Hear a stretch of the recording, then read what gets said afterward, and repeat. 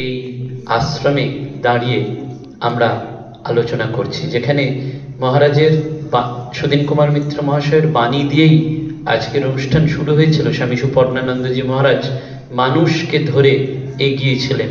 আমরা অন্তিম পর্বে শেষ করব সুদিন কুমার মিত্র মহাশয়ের সেই বাণী দিয়েই, যে ক্ষমা, ভালোবাসা এবং দয়া এটা সমস্ত ধর্মের মূল ভিত্তি। অবতার পুরুষরা বারবার জন্মগ্রহণ করেন সেটিকে উপলব্ধি করার জন্য, সেটিকে প্রকাশ করার জন্য। আমরাই শুধু লড়াই করে মরি। পূজনীয় ডক্টর অরুণজ্যোতি ভিক্ষু মহাশয় খুব সুন্দর করেই এতক্ষণ বলছিলেন স্বর্গ নরক, জীবনের কথা এবং ভগবান বুদ্ধের কথা। আত্মদীপ ভব, আমরা প্রত্যেকেই নিজেদের জীবনটিকে প্রদীপ করে তুলতে পারি। দুর্গাপূজার সন্ধি পুজোয় একটা প্রদীপ থেকে 108 প্রদীপ প্রজ্বলিত হয়। আমাদের একটি জীবন থেকে আরেকটি জীবনকে এগিয়ে নিয়ে যাওয়ার জন্য এই মানবিক গুণগুলি দরকার। সেখানে ধর্মের ভূমিকাটি কোথায়? স্বামী বিবেকানন্দ খুব সুন্দর করে বলছেন, the objective of the religion is two evolve A god man from a materialistic man. আমরা এই জগতে এসেছি এবং মানুষ হিসাবে যখন জন্মগ্রহণ করেছি, ইংরেজিতে এই মানুষ কথাটার ইংরেজি করলে দাঁড়ায় MAN, ম্যান, যেখানে M stands for morality, A stands for accountability, N stands for nobility. অর্থাৎ সেই প্রকৃত মানুষ, সেই মানবিক হয়ে ওঠে যেখানে স্বামী অমৃত চরিত দাস সুন্দর করে বলছেন, to make the person human is humanity. স্বামী সুপর্ণানন্দজি মহারাজ একের সাধনার কথা বলেছেন। সনাতন ধর্মের যে উৎসমূলে ঈশ্বরবাদের কথা, নাস্তিক্যবাদ, আস্তিক্যবাদের কথা বলেছেন। সেখানে মানুষ হতে গেলে আমাদের একটা নৈতিক আদর্শের দরকার হয়, মরালিটি। ওই ক্ষমা, দয়া, ভালোবাসা, সকলের প্রতি কল্যাণ চিন্তা করা। এবং ভারতীয় ঋষিরা বারবার সেটি অনুভব করেছিলেন, সর্বে ভবন্তু সুখিনা সর্বে সন্তু নিরাময়া মা কশ্চিৎ দুঃখ ভাগ ভবেৎ। অর্থাৎ আমাদের সকলের মঙ্গল হোক, সকলের কল্যাণ হোক। এই শুধু মানুষ নয়, প্রতিটি ইতর জীব, জন্তু, পশু, পাখি সব, কারণ সবকিছুই তাঁরই সৃষ্টি। সুতরাং ওই মরালিটি আমাদের থাকবে। A stands for accountability. আমরা সমাজ থেকে নিয়েছি, আমাদের সমাজকে ফেরত দিতে হবে। বিখ্যাত আইনস্টাইন বলছেন, 1000 Times a day I remember. দিনের মধ্যে আমি 1000 বার চিন্তা করি যে ওই তাঁতি যে তাঁত বোনে, তার তাঁত বোনার উপরে আমার এই কাপড়টা পড়া নির্ভর করছে। ওই যে চাষি চাষ করে, তার চাষ করার উপর আমার এই ফসল পড়লে আমি ভাত খেতে পাই, রুটি খেতে পাই। ওই যে মাস্টারমশাই স্কুল কলেজে পড়ান, তার শিক্ষা দেওয়ার উপর আমার শিক্ষিত হয়ে ওঠা নির্ভর করছে। এদের কাছ থেকে আমি নিলাম, আমি দিলাম কি? আমাকেও একটা সময় ফিরিয়ে দিতে হবে। আমার যেসব দিতেই হবে সেই তো আমি জানি। এটাই মানবিকতার মূল সুর, যে আমরা মানুষ হয়ে যখন জন্মেছি তখন একটা চেইন অ্যাকশনের মতন আমাকে এগিয়ে নিয়ে যেতে পারে। এবং ধর্ম আমাকে কি করে? রক্ষা করে। বারবার বলা হয়েছে ধর্ম মানে, রিলিজিয়ন মানে to hold, to protect, two starve, to serve. অর্থাৎ আমাদের যে রক্ষা করে, আমাদের যে প্রোটেক্ট করে, সেই ধর্ম। ধ এবং ম, ধৃ থেকে এবং ম, এই নিয়ে হচ্ছে ধর্ম। সেজন্য মহাভারতের যুদ্ধের শুরুতেও কুরুক্ষেত্রের সেই গীতাতে বারবার বলা হয়েছে, ধর্মক্ষেত্রে কুরুক্ষেত্রে, প্রথম সেন্টেন্স শুরু হয়েছে। আর লাস্টেও বলা হয়েছে নীতির মম। অর্থাৎ শুরুটা ধ দিয়ে, শেষটা ম দিয়ে। সমগ্র গীতা জুড়েই এই ধর্মের কথা রয়েছে। এবং সেই ধর্ম কি না, মানুষকে জেগে ওঠার কথা, অর্জুনকে যুদ্ধ করার কথা, ন্যায়ের কথা এবং অধর্মের বিনাশের কথা, এবং ফিরিয়ে দেওয়ার কথা। আমাদের এই ফিরিয়ে দিতে হবে, সমাজ থেকে আমরা নিয়েছি। সেই জন্য স্বামী বিবেকানন্দ বারবার বলছেন, বহুরূপে সম্মুখে তোমার ছাড়ি কোথা খুঁজিছ ঈশ্বর, জীবে প্রেম করে যেই জন সেই জন সেবিছে ঈশ্বর। স্বামীজি বললেন, যেটি পূজনীয় ভিক্ষু মহারাজ আমাদের বললেন না, যে আমরা বাবা মাকে পুজো করলাম না আর ওই মাটির প্রতিমায় গিয়ে পুজো করলাম, তাহলে কোনো লাভ হবে না। যে ধর্ম বিধবার চোখের জল মোছাতে পারে না, যে ধর্ম নিরন্নকে অন্ন দিতে পারে না, যে ধর্ম নিরাশ্রয়কে আশ্রয় দিতে পারে না, সেই ধর্ম আমি মানি না। স্বামী বিবেকানন্দ বলতেন। মহাসাধক, মাতৃসাধক সুদিন কুমার মিত্র সেই অবতার পুরুষদের পথকে ফলো করলেন, অনুসরণ করলেন। নবরূপে আমাদের কাছে সেই শাস্ত্রের বাক্যকে যেন নতুন করে প্রতিষ্ঠিত করলেন এবং সেটা নিজের জীবন দিয়ে দেখালেন। তিনি উপদেশ দিয়ে শুধু ক্ষান্ত হলেন না, শুধু বাণীর কিছু নির্যাস দিয়ে তিনি হাত গুটিয়ে নিলেন না, তিনি তার সাধন ক্লব্ধ শক্তি দিয়ে মানুষের কল্যাণের জন্য দাঁড়ে দাঁড়ে ঘুরে বেড়ালেন। সেই জন্য যীশুখ্রিস্ট যেমন ক্রুসিফাইড হয়েছিলেন, মহাসাধক মাতৃসাধক সুদিন কুমার মিত্র ক্রুসিফাইড হয়েছেন। তিনিও সেই ক্রসকে নিজে বহন করে নিয়েছেন। এই নিপীড়িত মানুষ, আর্ত মানুষ, যারাই তার কাছে এসেছেন তাদের দৈহিক, মানসিক, পারিবারিক, সামাজিক সমস্ত রকম স্বাচ্ছন্দ্য এনে দেওয়ার জন্য, তাদের একটু ফেসিলিটি দেওয়ার জন্য, একটু বেনিফিট করার জন্য তিনি আমরণ চেষ্টা করেছেন তার ত্যাগ এবং তপস্যা দিয়ে। এবং সেটাই যাতে বন্ধ না হয়, সেটির পরম্পরাটি যাতে চলে, সেই জন্যই মাতৃসংঘ জনকল্যাণ আশ্রম, যেখানে উপাসনার সাথে সাথে অর্থাৎ প্রতিমা পূজার সাথে সাথে জীবন্ত মানুষের সেবা হচ্ছে।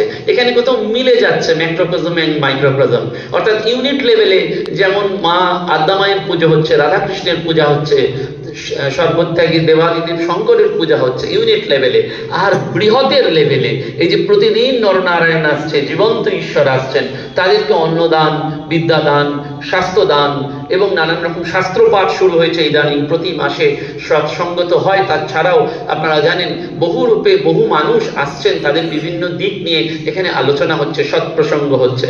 অর্থাৎ এই যে ধর্মদান, যেটির মধ্যে দিয়ে জ্ঞান দরজাটা খুলে যায়, আত্মজ্ঞানের দরজায় চলে যাওয়া যায়, সেইটি এরা করছেন। এই অ্যাকাউন্টেবিলিটি এরা নিয়েছেন, ফিরিয়ে দিচ্ছেন সমাজকে।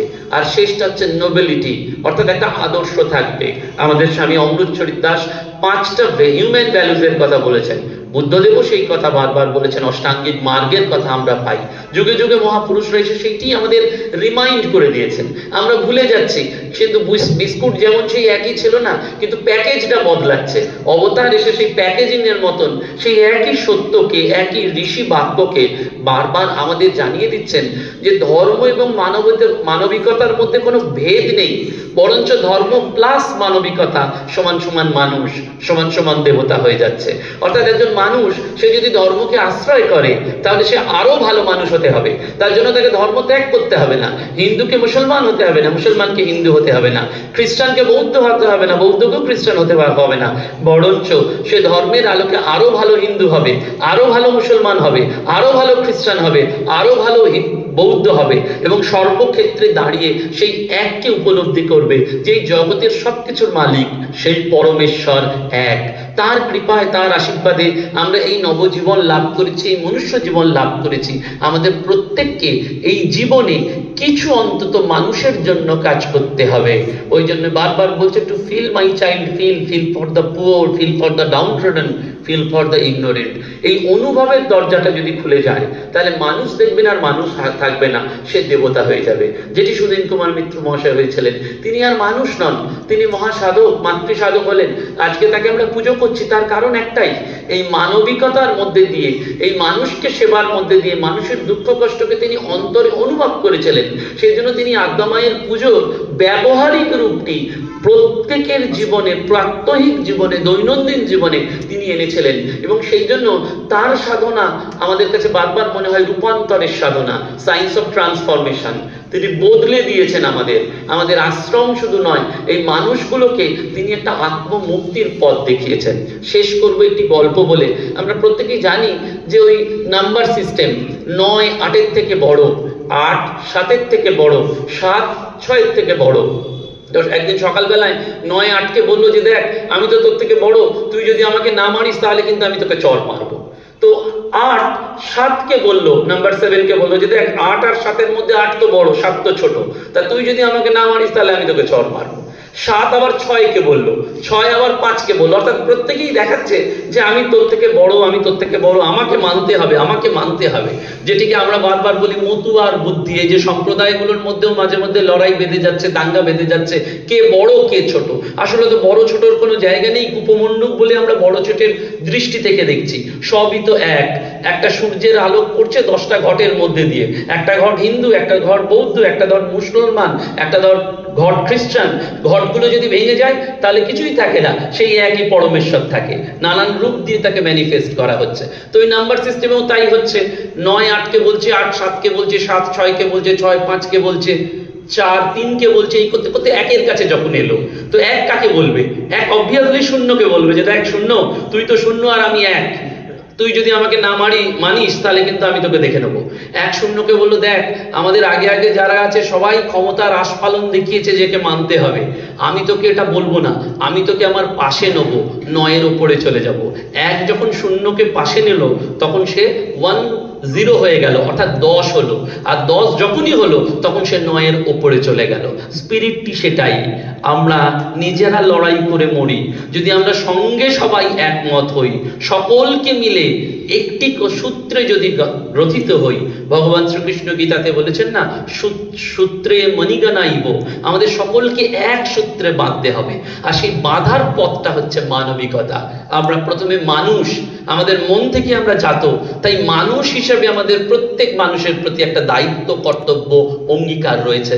তখন ধর্মের যে সত্য, ধর্মের যে স্বরূপ, সেটা প্রকাশিত হয়, যেটি পূজনীয় সমস্ত আজকের বক্তারা বলে গেছেন, যে আসলে দেহটা জীর্ণ বস্ত্রের মতন চলে যাবে, আত্মা প্রকাশিত হবে, আত্মা সমুজ্জ্বল হবে, আত্মা প্রদীপের মতন জ্বলে উঠবে। সেই জন্য ধর্ম ও মানবিকতা এটি আজকের সমাজের এবং যুগের একমাত্র বার্তা, যেটি এই মহাসাধক বারবার বলেছেন। ধর্ম এবং কর্ম বরবউয়ের মতন গাঁটছড়া বেঁধে চলে, অর্থাৎ ধর্মের যে উপাসনা আমরা করি সেটি আমাদের ধরে রাখে, আমাদের ভেতর থেকে জাগরণ ঘটায়। আর কর্ম যেটা মানবতাবাদ, সেই কর্মের মধ্যে দিয়ে আমরা ওই ধর্মের দরজায় গিয়ে খুব তাড়াতাড়ি প্রতিষ্ঠিত হতে পারি। যীশুখ্রিস্ট তাই বলছেন, knock knock the door shall open to you. তুমি যদি দরজায় নক করো তাহলে দরজাটা খুলে যাবে, এবং সেই দরজাটা খুলবে কিসে? ওই ভগবান যীশুখ্রিস্টের কথা। আজকের বড়দিন সেই জন্য ক্ষমা করার দিন, আজকে বড়দিন উদারতার দিন, আজকের বড়দিনটা সকলের প্রতি আশার আলোর দিন, যে আমি অন্যের কাছ থেকে যে ব্যবহার আশা করি, আমাকে প্রথম সেই ব্যবহারটা নিজেকে এক্সিকিউট করতে হবে। এবং এতদিন আমরা শুনে এসেছিলাম যে তুমি তোমার মিত্রকে ভালোবাসো, বন্ধুকে ভালোবাসো। এরা এসে বললেন, মিত্র নয়, তোমার শত্রুকেও তুমি সমানভাবে ভালোবাসো। শত্রু এবং মিত্রর মধ্যে কোনো পার্থক্য নেই, শত্রু এবং মিত্র সব এক। পাপী নারায়ণ, তাপী নারায়ণ, দরিদ্র নারায়ণ। সকলকে প্রণাম জানিয়ে আজকের এই আলোচনা চক্র মানবতাবাদ এবং ধর্ম এখানে